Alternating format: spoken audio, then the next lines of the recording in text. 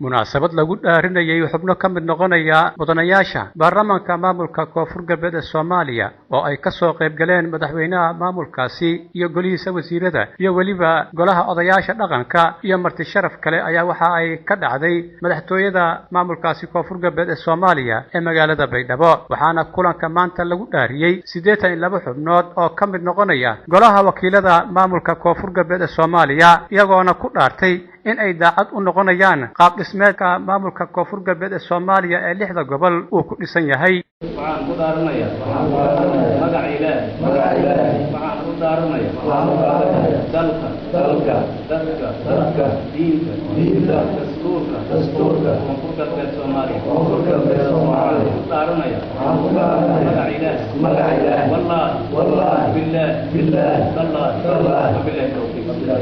guud ahaan xubnaha baarlamaanka maamulka koonfur galbeed Soomaaliya oo ka kooban 135 ayaa maanta la dhaariyay 82 kamid ah mudanayaasha baarlamaanka koonfur galbeed Soomaaliya iyadoo maalinta bari ahna la sheegay in la dhaarin doono inta ka harsan dhaarta kadib ayaa gudoomiyaha labaad ee golaha odayaasha dhaqanka koonfur galbeed Soomaaliya Sultan Siraaj Aadan ka hadlay isagoona la dardaarmay mudanayaasha cusub ee maanta la dhaariyay ay ka kooban yihiin 130 xubnood hase ahaatee ay hadda soo xaadirtay 81 sida daraadeed waxaan bilaabaynaa dhaartii waxaynu u dhici doontaa sida aad arki doontaan hadduu Allah awoodda ogolaado wadna mahadsantiin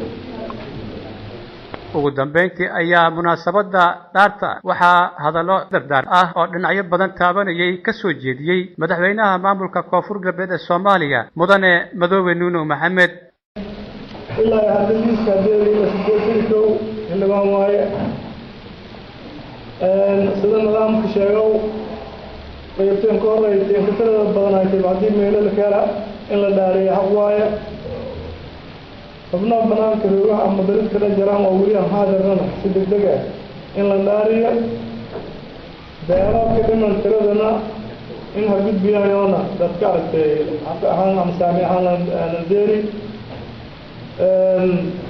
aragay taamul meel maraayta meel damboytiwa inta golaha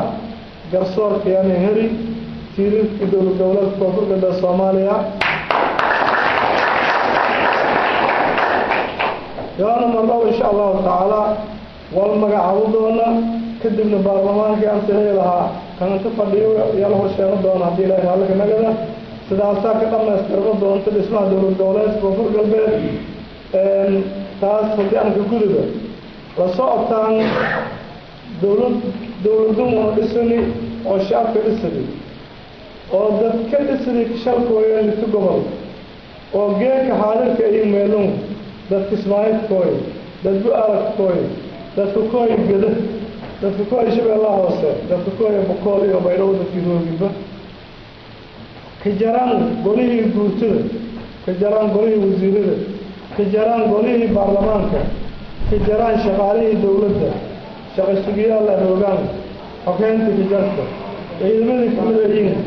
oo marti sharaf ay hoggaan korsho in dadka leeto وننادل أو نأكثر صدايان وأنك قاعدان أران دكاس من تفجريو الشيء استشهد هذا فترسيب ده هو ما يعلن قاعد فرنوايا ضرب لم جل فرنوايا هديه أنا شعب وينا كونفور قلب الصومالية جودهان در صدر روايتكم در إسلام روايتكم يوم وضع الإسلام يوم كتلي عيان هديه قاضيان وحر هديه كريكدان شن هديه كريكدان لي أحياء أمثالوا دعاء قاضيان واي نصير في أصل الله دعاء كريو الله اتكلم دعاء ما يفرق مجرد إن نصير كأمدون ونكمنتنا إن وندفاعنا إن ونهمين معنا هنجدنا كونفور قلبيت صوماليا أو كوبا اللي تقبل هلا وطو هذا بين هبابا hase yeeshee dhaarta maanta la dhaariyay xubnahan ka mid noqonaya baarlamaanka maamulka koonfur galbeed Soomaaliya ayaa waxaa lagu saleeyay beelaha dega 6 gobol koonfur galbeed Soomaaliya ee maamulka u dhisan yahay Abshir Maxamed Nuur Mandela Royal TV Baidoa